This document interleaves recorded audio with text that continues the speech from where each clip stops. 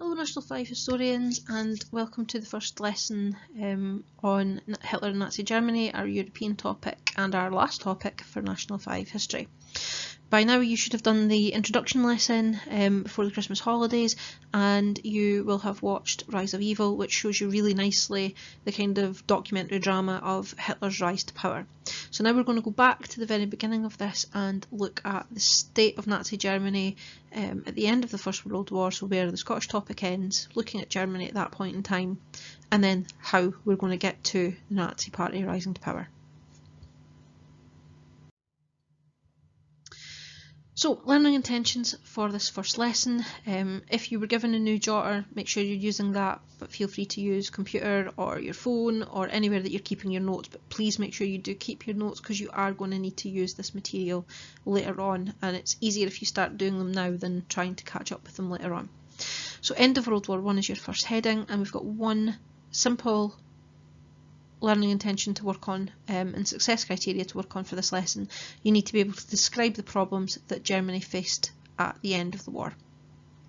Okay, so there's a lot of different things that we're going to look at with this, and we're going to do a described question to help you.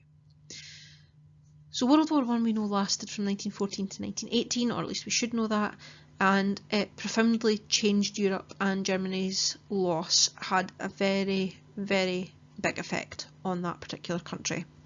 You don't have to write any of this, we're just going to do this as a quick recap. So when the war started, people in Britain and people in Germany expected it not to last very long. They genuinely did think it would be over by Christmas. However, instead the battles lasted much longer than they predicted, and it led to the deaths of millions of people and the suffering of many other people at this point in time. Some Germans believed that a peace deal should be agreed, but others wanted to fight on until they managed to achieve victory. There was extreme poverty in the years of kind of 1916, 1917, and particularly in the winter of 1917 in Germany. It became known as the turnip winter due to a lack of food. The only thing that they were able to really do was turnip, sort of growing turnips and things like that, because it was easy to grow, and they used that to pretty much make everything. Now normally this would be the point where I would bring you turnip bread, but unfortunately we're not going to be able to do that for this lesson, so we're just going to have to imagine what that looked like. However, if you're feeling adventurous, feel free to check out World War I turnip bread recipe and try it. It's actually quite good, and you can let me know how that goes. So by 1918 it was becoming really likely that Germany would ultimately lose the war. That was on the cards for them. It's the first time that they really had to start really facing that as an issue. Although Russia had actually stopped fighting with allies, and they had managed to agree a separate peace deal with Germany in something called the Treaty of Brest-Litovsk, the USA had entered the war on the Allies' side, so they had lost one partner but they had gained another one, and this one was much more organised and fresh to the battle, so there was a lot of strengths there that would be almost impossible for Germany in its very war-weary state to actually beat. So keywords that we're looking at for this lesson, we've got Kaiser, Blockade, Bankrupt, Abdicate, Armistice, Republic and Reichstag, and some pictures that go with each one.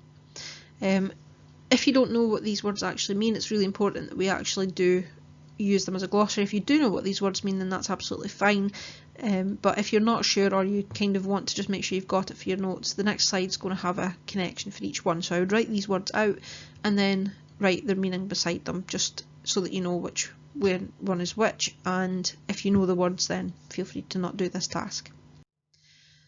So Kaiser is the name for the German monarch or king. He is the one that rules a country at this point in time. Blockade means that they're stopping something, and that's going to be important in a minute or two. Bankrupt means that they are unable to pay debts, so they've no money to be able to pay off things. Republic is a country without a monarch or a king, so they become a republic, is what we're going to look at. The Reichstag was the name given to the German parliament. Abdicate means to give up the role as a ruler. We're going to look at abdication again in a little while. And then armistice is a temporary peace. So armistice means that it's a ceasefire, a temporary peace, until a more formal peace can be negotiated. So, new heading, problems in Germany. So there's 6 main issues that we're going to look at, and you can choose how you want to actually put these down in your notes. We're going to look at a couple of slides for each one. Either you can split your page into 6 and you can do it as a grid.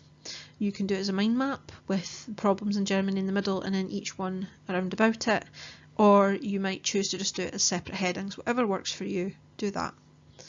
So we've got the Navy blockade, the lack of raw materials and the lack of food in our first 3. So feel free to pause this if you want to make a note.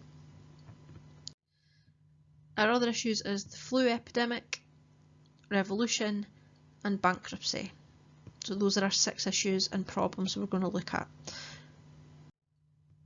Basically, this is what they look like here. If you're doing it as a grid, you could lay it out this way, and then you'd write some information under each one, similar for a mind map, or again if you want to do it as headings, whatever works best for you.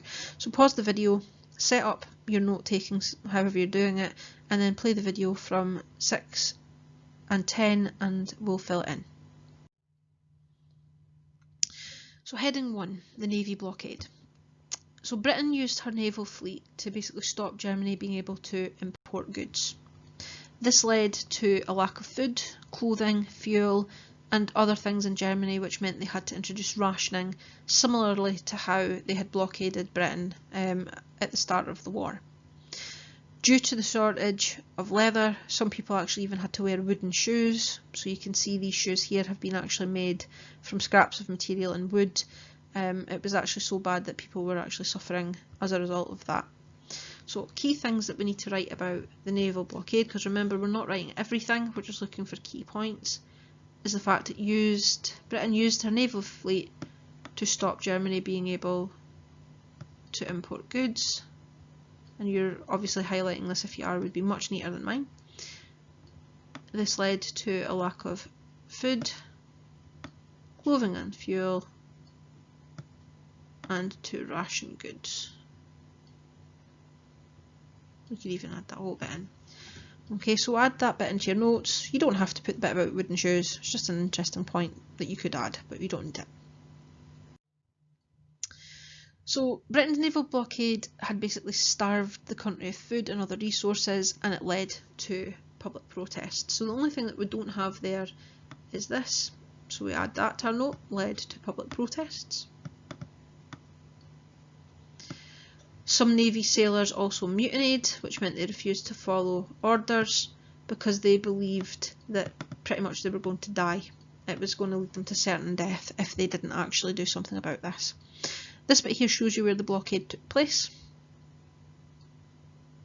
Okay, and that was something that they actually did to stop goods getting in. Okay, so heading number 2 or box number 2 or bubble number 2, whatever you're doing, is about raw materials. So shortage of raw materials like coal led to things like power cuts, which was a major problem for the general people of Germany, but it also deprived vital war materials being brought in and things as well, so steel for aircraft or for bullets and things.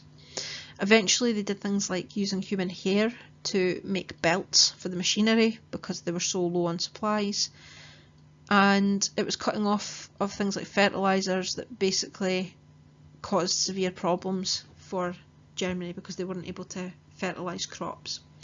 So for this one we're going to have a shortage of raw materials like coal, led to power cuts, so that's a key point there.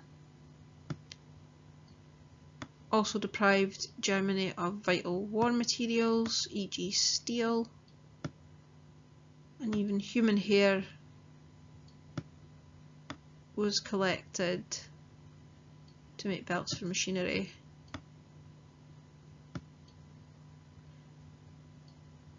And then cutting off of fertilisers. Okay, so that's what they did, and that's going to have a problem for box number 3. So again, pause it, write your information in, and we'll move on. So because of the lack of fertilisers, heading number 3 is about lack of food. People were starving, they scavenged for scraps of food. The daily calorie intake was roughly about 1,000 per person. Soup kitchens were really common sights in places like Berlin, where they would set up to try and make the most of what they did have. Potatoes were in short supply, so people were forced to eat turnips instead, which we've referred to already as the turnip winter. Pig farmers could not import animal feed, so it's led to mass slaughter of livestock, especially pigs.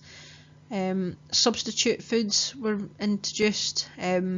So for example, coffee wasn't able to be brought in, so they roasted acorns instead, which apparently is very bitter and really horrible. I have never tasted it myself, so I don't know, but apparently it's really awful.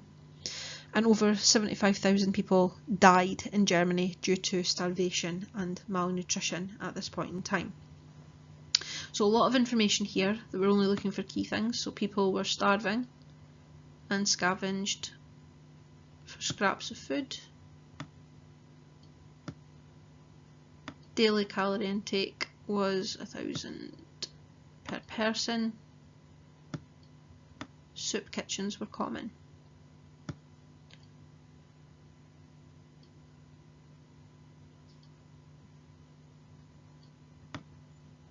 People were forced to eat turnips. Turnip winter, we could add that. Could not import animal feed. Led to mass slaughter. Foul tasting substitute foods. You can give that example if you wish. And over 750,000 people died. We don't need to say in Germany because that's what we're talking about, from malnutrition and starvation.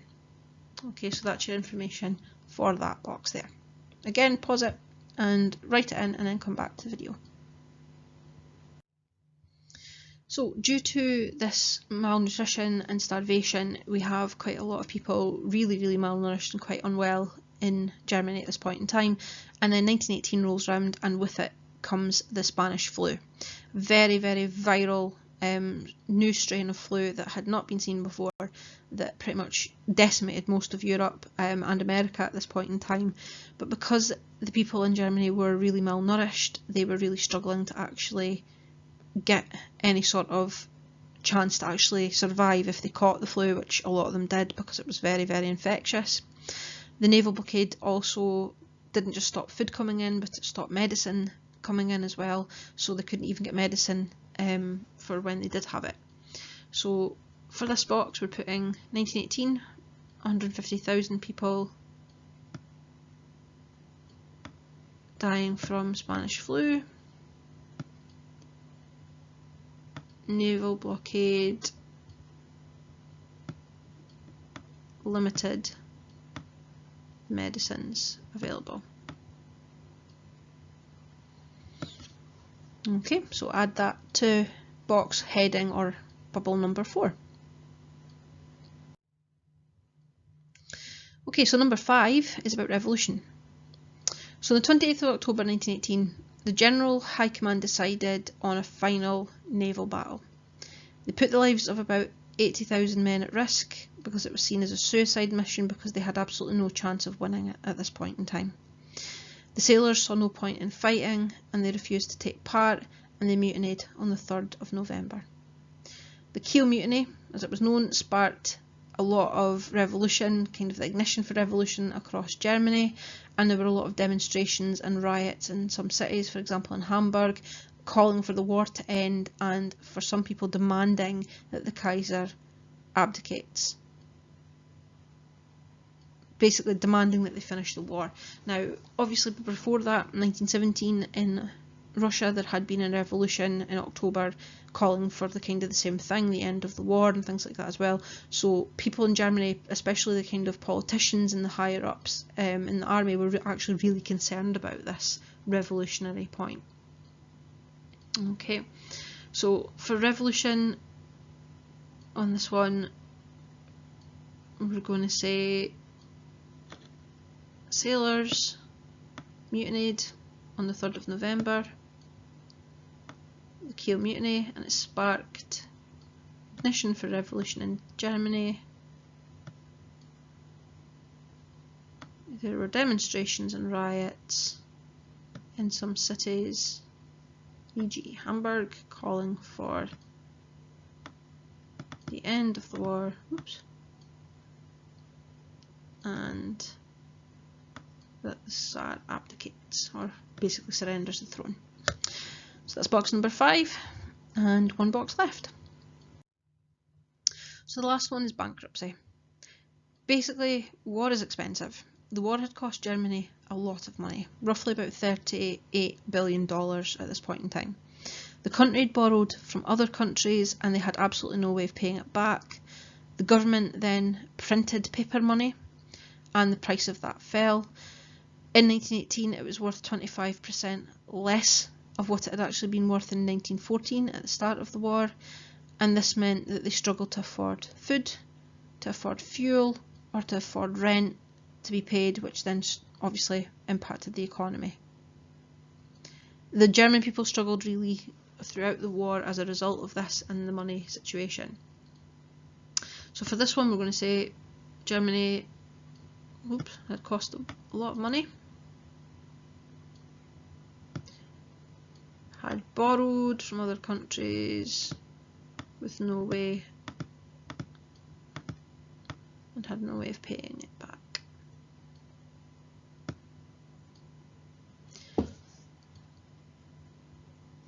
Okay, so that's your last point there. Okay, so first task out of 2 for the assignment for this week, we're going to then describe the problems that Germany faced at the end of the war.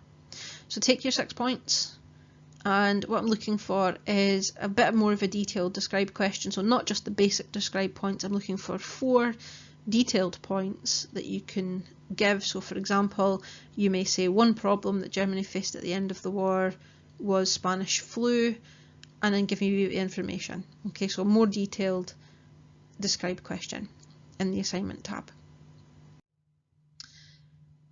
The second one that we're going to look at is this how useful question. Okay, so how evaluate the usefulness of source B as evidence of attitudes of Germans towards the end of the First World War. Okay, so they've ended it. How are they feeling about this? So remember, with the how useful questions, we're using cowpat. So you're looking for content. Okay, so 2 content points. You're looking for 2 omissions points and at least a when point, and then you can do another letter if you want. But that is the main thing that we're looking for your 5 marks. Okay, so these 2 questions, your describe and your how useful, to be submitted to the assignment tab. If you have any questions or any concerns, please let your teacher know. So let me or Mr. Keir know. Put a message into the team, email, whatever is easiest for you to do, and someone will get back to you. If you're still a wee bit unsure about the how useful question, look over your inquiry skills booklets.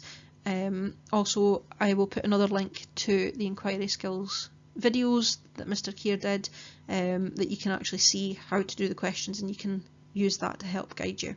Okay, any questions, again, let someone know, and make sure both the questions are submitted. Either take a photo or do them in Word and put them onto the team.